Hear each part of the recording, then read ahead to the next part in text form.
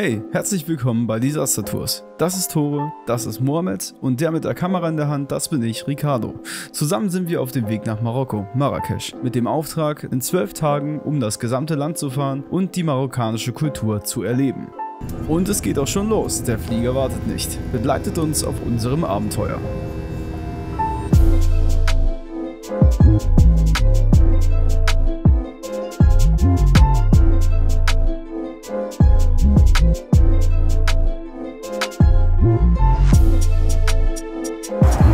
So, bist du zufrieden, Tore?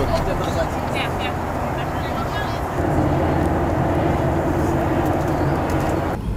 So süd. Ist gut, und jetzt halte ich einfach fest. Angekommen in Marrakesch haben wir uns gleich Datensim-Karten am Flughafen geholt und uns mit einer Busfahrt in die Stadt vollkommen übers Ohr hauen lassen. Nur zur Info, die Taxis kosten nicht viel. Dort zahlt man eher weniger, als wenn man mit so einem zerwichsten Bus mitfährt. Danach sind wir gleich in unseren ersten Riad gegangen, den wir noch in Deutschland über Airbnb gebucht hatten. Oh, alles klar. Ja. Auf geht's, ne? So, warte mal, ich würde noch kurz was machen. Brauchen wir irgendwen, der die Kamera hält. Die traditionellen Unterkünfte in Marokko werden Riads genannt. Diese haben meist in der Mitte kein Dach, wodurch ein angenehmes Klima geschaffen wird. Der Besitzer des Riads ist sehr nett und beschreibt uns die Stadt, gibt uns eine Karte mit und empfiehlt einige Orte, welche wir besuchen sollten. Zum Glück haben wir Mohammed dabei, der in Arabisch auch alles gut verstehen kann.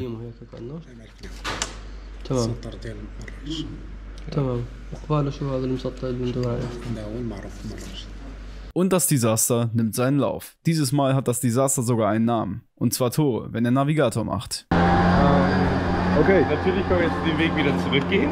Oder wir gehen Freestyle die ganzen vielen kleinen Gassen, bis wir irgendwas gefunden haben. Ja, das können wir auch machen. Und dann verlaufen wir uns. Das auf dem Rückweg. Ja. Dann nachher sind wir nicht hungrig dabei. Und er meint, das ist alles hier safe. Er meint, es ist ein bisschen bekannt in Casablanca, die Leute dort zu klauen. Aber hier nicht. Das, was er meint. Hier ist es nicht. In Casablanca erzählen die jetzt genau anders. Ja, das kann wohl sein. Das ist sehr gut möglich. Die ganzen engen Gassen von Marrakesch sind schon besonders. Ich persönlich habe erstmal einen Kulturschock bekommen. Teilweise sieht es ja schon sehr dreckig aus und teilweise stinkt es in den Gassen auch echt übel. Gerade am Abend. Das rohe Fleisch liegt dort ja meistens den ganzen Tag rum. Also man muss sich da erstmal dran gewöhnen, über solche Sachen drüber wegzuschauen.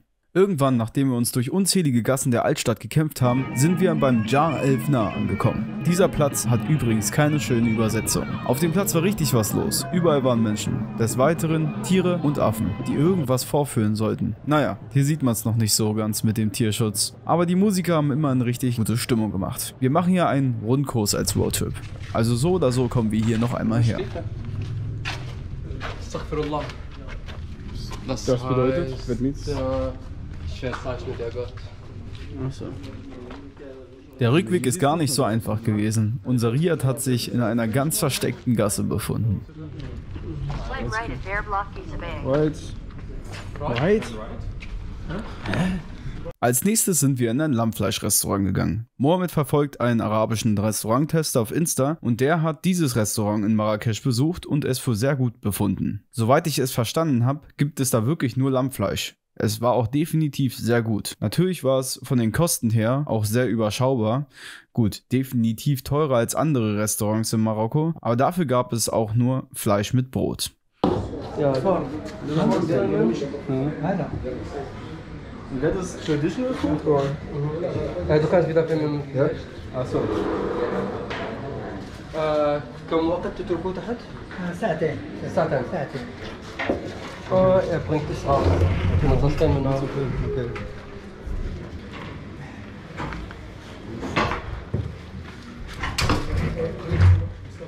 It's very good.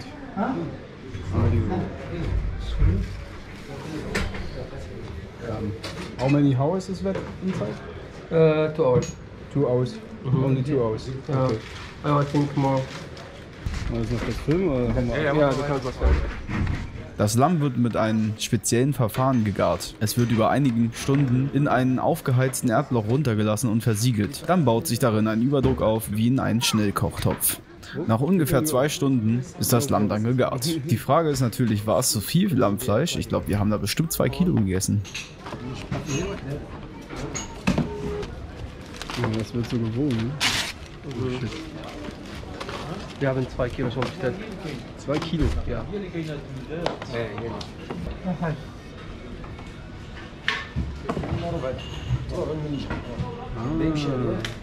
Was you want? Thank you. Ciao. Nach Habern.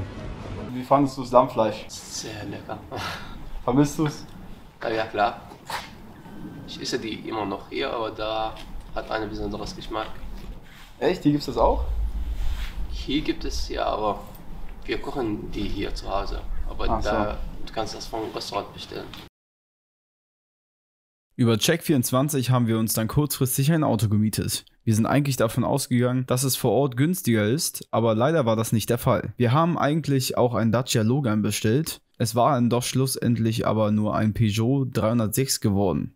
Obwohl er das andere Fahrzeug auch dort vor Ort hatte, aber das wäre ja wohl eine andere Fahrzeugklasse gewesen. Egal, man wird halt übers Ohr gehauen. Komisch ist nur gewesen, dass der Autoverleiher uns noch zusätzlich Geld für ein Auto mit Klimaanlage abziehen wollte. 100 € mehr wollte der Typ haben. Das haben wir dankend abgelehnt und gesagt, gut, dann fahren wir halt ohne Klima. Denn wir haben uns schon gedacht, dass es dort gar kein Auto ohne Klimaanlage gab. Kurz vor Ende ist er noch auf 20 € runtergegangen und naja, dann sind wir doch etwas eingeknickt. Was soll's, die Typen sind schon kurios. Dann wurde es auch Zeit, Marrakesch zu verlassen und unseren Roadtrip zu beginnen. Vicky fährt unter Druck. Druck? Ach, ich hab keinen Druck. Die fahren ja bloß alle, wie sie wollen. Mann. Keines auch blinkt. Ja.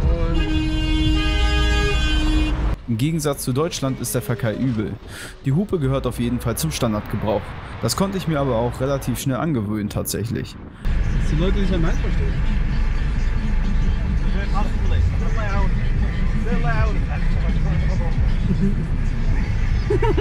Er ist richtig sauer von ihm. Ohne Drängen und Hupen konnte man in der großen Stadt oder in einer großen Stadt wie diesen nicht vorwärts kommen.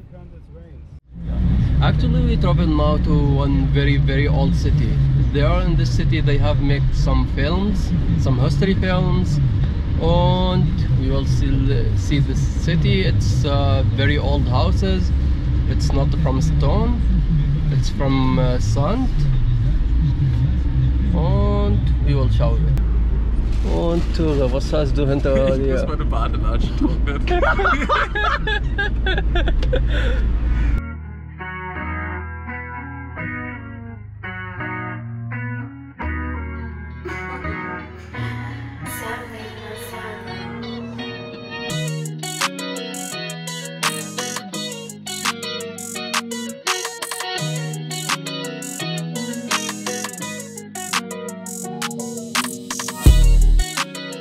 Dann gibt es noch die LKWs. Also eine Richtlinie für die Ladungssicherung sucht man hier vergebens. Die Ladung ist meist doppelt so hoch gestapelt, wie der LKW hoch ist. Ihr kennt doch sicherlich diese Videos von den umfallenden Lastern.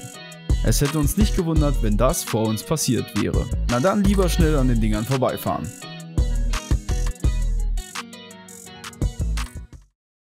Teşekkür.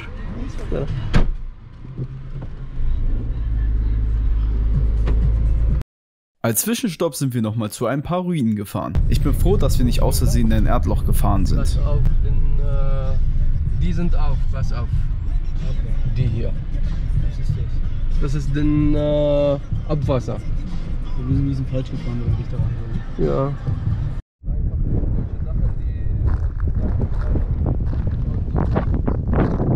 Ich halte es für eine sehr schlechte Idee, hier reinzugehen. Ich will ja nicht rein, das ist von der Rassel. Bestimmt ist irgendwo eine Schlange steht. Das ist kälter als der Rassel. Ja. In Kambodscha haben die erzählt, da gab es auch ganz viele Schlangen. Das ist aber kein Problem, wenn man auf den Boden tritt. Die Schlangen spüren die Vibrationen und dann hauen die ab. Wenn es keinen Ausgang außer hier gibt, das wird schlimmer. Ja, Wollen wir mal in so ein Loch reingucken? Am besten nicht alle auf einmal, wenn wir alle drin liegen, ist blöd. 1911. Lass uns ein etwas hier 1911 schreiben. bis 1912. Das ist ganz schön alt. Was willst du denn hier schreiben? So, Ja, mit was denn? Stein? Okay. Quick. Wo ist? Hier. Nach etwas Trotz Kritzelarbeit ging es auch weiter zu unserem zweiten Hotel oder was auch immer das ist. Später am Abend sind wir dann in der Nähe von Ait Ben Haddou angekommen. Laut Airbnb wäre das Hotel eigentlich genau dort gewesen, aber die Angaben waren falsch, weswegen wir ein ganzes Stück mitten im Nichts gewesen sind. Aber das Hotel hat diesen Makel komplett wettgemacht. Das werdet ihr dann beim nächsten Video sehen, genau wie auch die berühmten Filmkulissen von Ait Ben Haddou. Wenn euch das Video gefallen hat, dann lasst doch bitte ein Like da und wenn ihr nichts verpassen wollt, könnt ihr den Kanal auch gerne abonnieren. Mich freut das riesig. Dann bleibt mir nichts mehr zu sagen als bis zum nächsten Mal bei Disaster Tours. Seven made another sound.